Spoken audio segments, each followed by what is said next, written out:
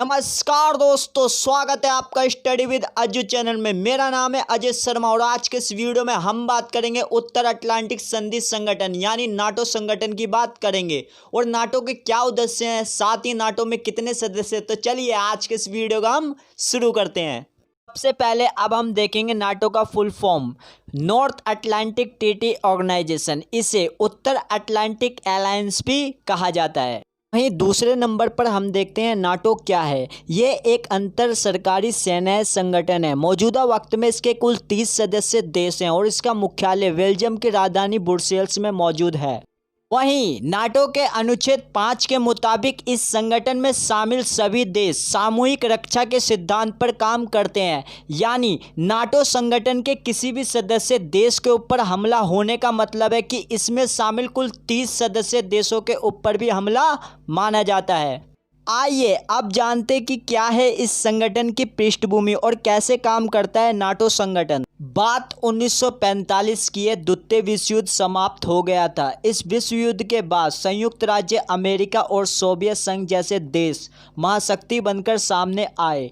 Europe में खतरे को देखते हुए ब्रिटेन, फ्रांस, बेल्जियम, नीदरलैंड और लक्जमबर्ग ने एक ब्रुसेल्स की संधि की। इस संधि में ये तय हुआ यदि इन देशों में से किसी भी देश पर हमला होता है तो ब्रुसेल्स संधि में शामिल सभी देश एक दूसरे को सामूहिक सैनिक सहायता व सामाजिक आर्थिक सहयोग देंगे।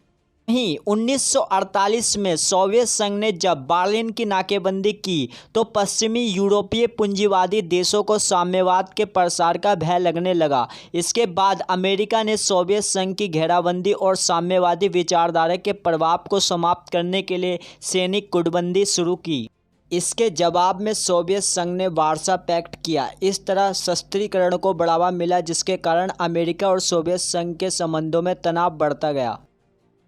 आखिरकार अमेरिका ने संयुक्त राष्ट्र संघ के चार्टर के अनुच्छेद 15 के तहत उत्तर अटलांटिक संधि का प्रस्ताव पेश किया, जिस पर 4 अप्रैल 1949 को France, Belgium, Luxembourg, Britain, Netherlands, Canada, Denmark, Iceland, Italy, Norway, पुर्तगाल और संयुक्त राज्य अमेरिका सहित 12 देशों ने दस्तखत किए।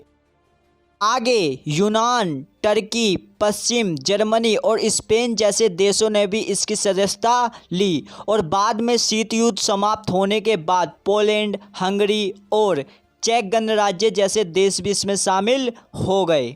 आइए अब हम जानते हैं कि नाटो का उद्देश्य क्या है और ये कैसे काम करता है। नाटो के प्रमुख उद्देश्य में राजनीति और सैन्य मदद के जरिए सदस्य राष्ट्रों की स्वतंत्रता और सुरक्षा की गारंटी प्रदान करना, सदस्य देशों के बीच एकजुटता और सामंजस्य की भावना पैदा करना, यूरोप में व्यक्तिगत आज़ादी, लोकतंत्र और मानव अधिकार जैसे उद्देश्य शामिल हैं।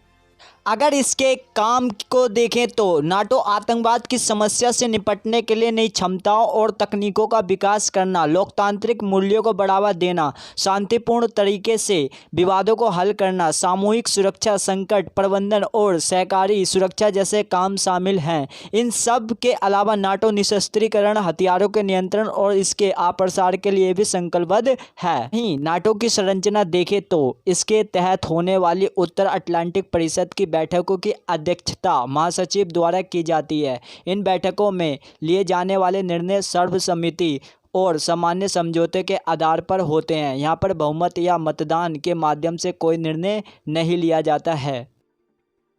अगर देखा जाए तो नाटो के मुख्य 4 अंग है। महासचिव, जो कि नाटो का सर्वोच्च अंग है, इसकी मंत्री स्तरीय बैठक वर्ष में एक बार होती है। इसमें सदस्य देशों के सिविल सर्वेंट शामिल होते हैं। दूसरा, परमाणु योजना समूह। परमाणु नीति समूह के पास परमाणु नीति के मुद्दों के संबंध में उत्तरी अटलांटिक परिषद के समान अधिकार है। तीसरा, सैनिक समिति। इसका मुख्य काम नाटो परिषद एवं उसकी प्रतिरक्षा समिति को सलाह देना है। इसके सदस्य देशों के सेनाध्यक्ष शामिल होते हैं। चौथा और आखिरी है उप समिति। ये परिषद नाटो के सदस्य देशों द्वारा नियुक्त कूटनीतिक प्रतिनिधियों की परिषद है। ये नाटो के संगठन से संबद्ध सामान्य हितों वाले विषयों पर विचार करते हैं। वहीं अगर इसके निष्कर्ष की बात करें तो इस तरह से देखा जाए जाए तो नाटो संगठन के बारे में ये समझा जा सकता है कि ये अपने सदस्य देशों के हितों की रक्षा के लिए राजनीतिक और सैनिक कार्रवाई के लिए प्रतिबद्ध है। हालांकि संगठन में भी अमेरिकी दबाव के चलते इस संगठन के मूलभूत मकसद को पूरा करने में अड़चनें आती रहती है। तो दोस्तों ये था आज का हमारा डिस्कशन। वीडियो को तभी लाइक और शेयर करना जब आपने कुछ नया सीखा हो। और हाँ दोस्तों, अगर आपको कुछ भी समझ में नहीं आया तो आप मुझसे कमेंट बॉक्स में पूछ सकते हैं। इनफैक्ट अगर आपका कोई भी सवाल हो आपके दिमाग में या कुछ भी समझ में नहीं आया हो और आप मुझसे पूछना चाहते हो तो आप मुझे फेसबुक, टेलीग्राम और इंस्टाग्राम, ट्विटर में फॉलो करके पूछ सकते हैं। तो मिलता हूँ आपको नेक्स्ट वीडियो में, तब तक के लिए बाय बाय।